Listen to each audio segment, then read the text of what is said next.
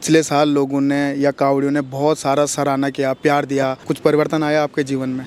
बोले इतना प्यार मिल गया तो इज्जत कमा ली है। एक पैर से यात्रा कर रहे हैं, दिक्कतें होती है? गौ माता को राष्ट्रीय माता का दर्जा दिलाने के लिए ये दंडवत कावड़ शुरू करिए। बोले ऐसे ही आप शिव पुराण पढ़ोगे ना भाई, मैं कहता हूँ आपकी आत्मा इतनी पवित्र हो जाएगी ना कि मेरा खुद विश्वास, खुद मैंने जब से पढ़ा ना, मेरे को 3 अध्याय हो चुके हैं, मेरा आज 4था अध्याय है। नमस्कार दोस्तों, स्वागत है आपका आरएन पॉडकास्ट के एक नए एपिसोड में। दोस्तों अभी मैं मौजूद हूँ हरिद्वार में। हरिद्वार में किस लिए मौजूद हूँ? जो कावड़ का महीना है वो अगले महीने से शुरू होगा, पर उससे पहले 1-1.5 महीने पहले बहुत सारे भोले भक्त आ चुके हैं हरिद्वार में। उसी कड़ी में आज हमारे साथ हैं मोहित गुर्जर। मोहित गुर्जर भाई पिछले साल बहुत ही वायरल हुए थे, तो भोले सबसे पहले जय भोले की। जय भोले भी बोले। कैसे हो भोले? बोले बिल्कुल बढ़िया, आप बताओ आप कैसे हो? और पिछले साल आप 100 लीटर जल ले गए थे, इस बार भी जल ले जा रहे हो या कुछ और यात्रा कर रहे हो? इस बार बोले दंडवत कावड़ कर रखी है, अपनी गौ माता को राष्ट्रीय माता का दर्जा दिलाने के लिए ये दंडवत कावड़ शुरू करिए। बोले ये यात्रा कब से शुरू की आपने? ये यात्रा बोले 12 मई से शुरू करी है। ये अपने सावन की जो अभी शिवरात्रि आई है, तो ये सावन की जल चला रखा हमने। ये 23 जुलाई को यात्रा खत्म होगी, जिस दिन शिवरात्रि है सावन की। थोड़ा हम पिछले साल की कावड़ के बारे में जानने की कोशिश करेंगे। पहले तो ये बताइए कि पिछले साल की जो कावड़ थी वो कितने दिनों में पूरी की और रास्ते में क्या क्या दिक्कतें आई आपको? बोले वो 1 महीना 10 दिन में कंप्लीट हुई थी पूरी यात्रा।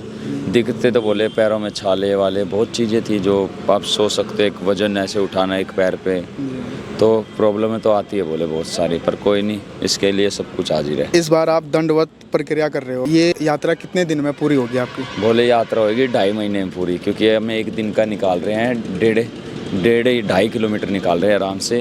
2.5 तो हमें निकालना ही निकालना बोले, क्योंकि तभी हम शिवरात्रि पे टाइम पे पहुंच पाएंगे। और इसमें तो परेशानियां तो बहुत है, क्योंकि मैं हर यात्रा नंगे पैर करता हूं। पिछले साल आपने 100 लीटर आपने जल उठाया था और इस बार आप दंडवत यात्रा कर रहे हैं, तो दोनों में फ़र्क क्या है? ये वाली टफ है कि वो वाली टफ थी? बोले देखो ज़्यादा टफ मेरे को ये वाली लगी, पर इसके आगे तो कोई टफ नहीं है भाई। जब तक ये पीछे खड़ा ना, तब तक कुछ टफ नहीं है भाई। ये हैं कहाँ, एक उठने बैठने में प्रॉब्लम होती है ढेर सारी, क्योंकि देखो घुटना भी जवाब देता है, नीचे की एड़ियाँ भी जवाब देती हैं। उठना बैठना, फिर लेटना, फिर उठना, फिर बैठना। अब जैसे हम 3 दिन हुए चले हुए, हमें 3 दिन में हम 11 किलोमीटर आगे। इन 11 किलोमीटरों में मेरे को 3 बार तो लूज मोशन हो चुके हैं, क्योंकि इसमें धरन डिग्गी, नस पे नस चिढ़ा गई है बहुत सारी, पेट में दर्द बहुत ज़बरदस्त, क्योंकि कभी लेट के इतना चले नहीं। फर्स्ट टाइम ऐसे करा ना, मैंने कोई तैयारी करी। मैं कभी भी कावड़ उठाता हूँ, कभी तैयारी नहीं करता, बिना तैयारी के ही कावड़ ही आता हूँ बोले मैं। क्योंकि जब इसने सब कुछ रास्ता दिखा दिया, तब मेरा काम चलने का और चलाने का ही नहीं कहा। बस पिछले साल लोगों ने या कावड़ियों ने बहुत सारा सराहना किया, प्यार दिया, कुछ परिवर्तन आया आपके जीवन में? बोले इतना प्यार मिल गया तो इज्जत कमा ली है। वो कहते ना पैसा हर कोई कमा लेता, लेकिन इज्जत कोई नहीं कमा पाता। वो मैंने इज्जत कमा ली। मेरे भोले बाबा ने इतना प्यार सम्मान दे दिया कि जहाँ भी मैं जाता हूँ, जिस रास्ते से निकलता हूँ, 10 लोग वहाँ खड़े होकर कह देते हैं कि भाई मोहित गुर्जर है, कावड़ लाया था। मैं कहाँ? बोले ये प्यार मिला मेरे को। ये चेंजिंग लाइफ में बहुत बढ़िया है कि भाई लोग जानने लगे, इज्जत करने लगे, एक अपने मानने लगे कि भाई एक सनातन धर्म को बढ़ाने के लिए कितना कुछ कर रहा है एक पैर पे।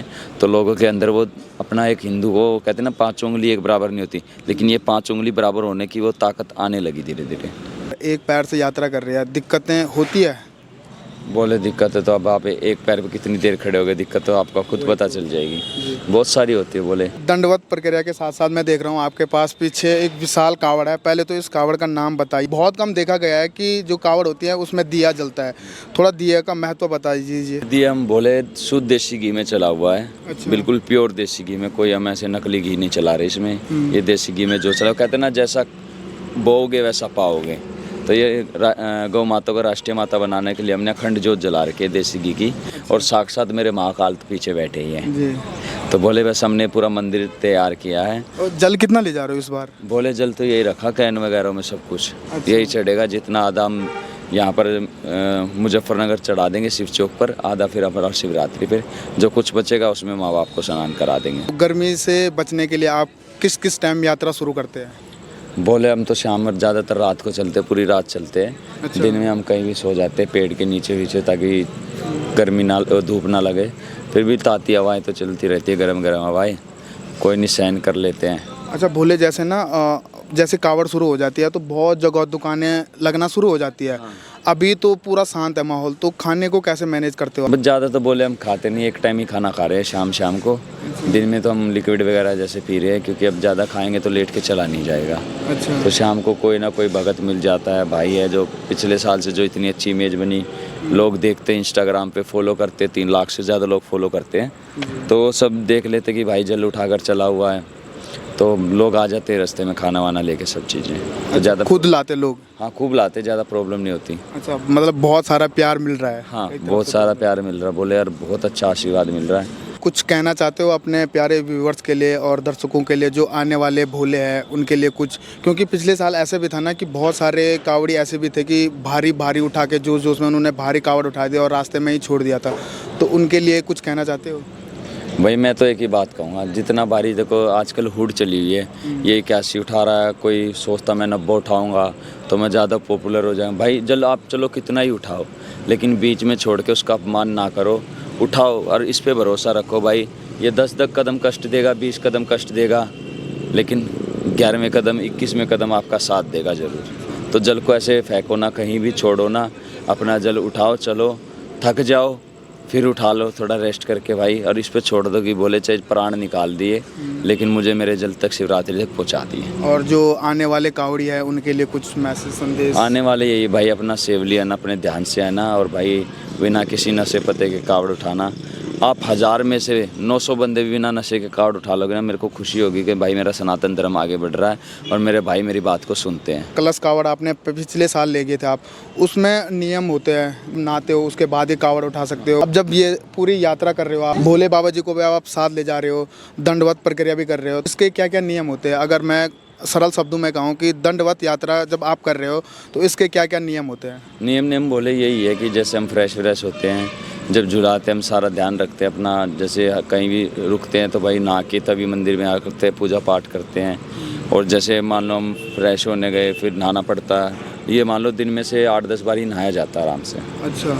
हाँ, तभी क्योंकि जोत भी संभालना होता है, रात भर जागना भी पड़ता है जोत के लिए, दिन में भी काफ़ी सारी चीज़ें होती है। बोले शिव पुराण भी पढ़ते हो, तो कुछ मैसेज या संदेश देना चाहते हो? शिव पुराण का कोई सा एक टॉपिक उठा के कुछ बोलना चाहते हो? बस शिव पुराण का ये कहूँगा भाई, मैंने जब से शिव पुराण पढ़ी ना, क्या बदलाव आया? बदलाव मैं कहता हूँ आप पढ़ के देखो, आपको इतनी चीज़ें सीखने को मिलेगी। जैसे कि हमारे दादा पंडित लक्ष्मीचंद की बुक है, उसमें अपने घर कुंबे भाईचारे सबके बारे में बताया गया है। बहुत लोग जो नए यूथ उन्हें पता भी नहीं होगा कि लक्ष्मीचंद थे कौन, तो भाई उनका इतिहास उठा के देखना। मैं डेली टाइम निकाल के पढ़ रहा हूँ, मैं से आगे पूरी पढ़ूँगा, लेकिन इसको बहुत चीज़ें सीखने को मिल रही है। भोले बाबा प्रति ना एक प्यार और बढ़ता जा रहा है। रुकते कहाँ और पूरी रात भर ही चलते हो कि कहीं पे विश्राम भी करते हो? बोले हम देखो अभी ये तो क्या क्या व्यवस्था है? रुकने की तो बोले कोई व्यवस्था ऐसी है नहीं अभी फ़िलहाल, क्योंकि हमने 2.5 महीने पहले जल उठा रखा, अब हम धीरे धीरे चल रहे हैं ना। अब तो बोले जैसे कहीं भी रुक जाते हैं हम, ये तो है नहीं कि हम लगातार चले जा रहे, हम 10-10, 20-20 कदम चल के 5-5 मिनट रेस्ट लेते हैं ताकि पैर में ज़्यादा प्रॉब्लम ना हो। अगर कोई नया यूथ आने वाला है, जो कोई नया होगा, उनके लिए क्या क्या नियम फॉलो करने होते हैं कलश कावड़ के? बोले यही नियम है कलश कावड़ के, जो भी आपके जो पंडित जी हैं, जो आपके गुरुजी जल उठा रहे हैं, अधिकतर तो वही सब कुछ बता देते हैं। लेकिन ये चीज़ ऐसी है भाई जिसमें प्याज लहसुन नहीं खाना होता, एक शुद्धताई के साथ चलना होता है आपको शिवरात्रि तक, जब तक जल नहीं चढ़ता, और पूरा प्रण लेना पड़ता है भोले बाबा के प्रति, क्योंकि भाई देखो जब भोले खुश होंगे तभी आप लोग खुश रह पाओगे। तो बहुत नियम है बोले, जब जल उठाओ तो अच्छे से चलो, ज़्यादा भागी दौड़ी ना करो, ताकि आपका ये ना हो कि बैलेंस बिले और जल अखंडित हो जाए, आपको फिर प्रॉब्लम हो। तो बोले आराम से चलो और बढ़िया सेवली चलो हर चीज़। बहुत बहुत धन्यवाद। बहुत बहुत शुक्रिया। बोले हर हर महादेव। हर हर महादेव। तो दोस्तों ये थे हमारे साथ मोहित गुज्जर। आपको इनकी यात्रा कैसी लगी कमेंट करके ज़रूर बताना। मिलते हैं ऐसी नई वीडियो के साथ, तब तक के लिए जय महाकाल।